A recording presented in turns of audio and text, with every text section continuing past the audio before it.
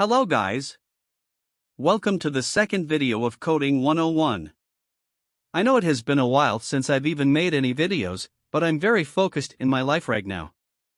Anyways, we will be talking about the 4 parts of a computer. This has nothing to do with coding, but if you're gonna know how to code, you will need to know these things. The 4 parts are the CPU, the monitor, the keyboard, and the mouse. Let's start with the monitor. The monitor is the display section, where everything is displayed on. Anything that is pressed on the keyboard, and the mouse, or even the CPU, will show on the monitor. It is used to display the output that is made by the input. The second part we have the keyboard. Any key or shortcut that wants to type letters or activate something, then you can use the keyboard to activate it. This is something used to code. The third part we have the mouse. I'm pretty sure you guys know what a mouse is.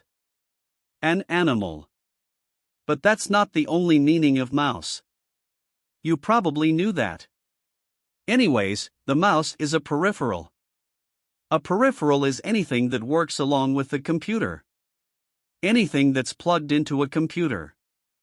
For example, a keyboard, mouse, USB or universal serial bus, flash drives, and more are peripherals.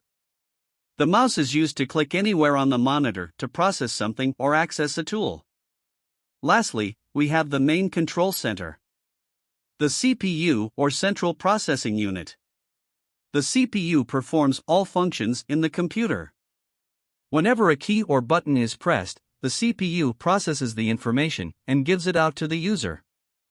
Without the CPU, the computer won't be able to even function. And there you have it.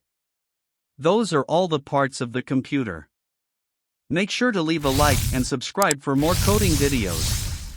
See y'all later.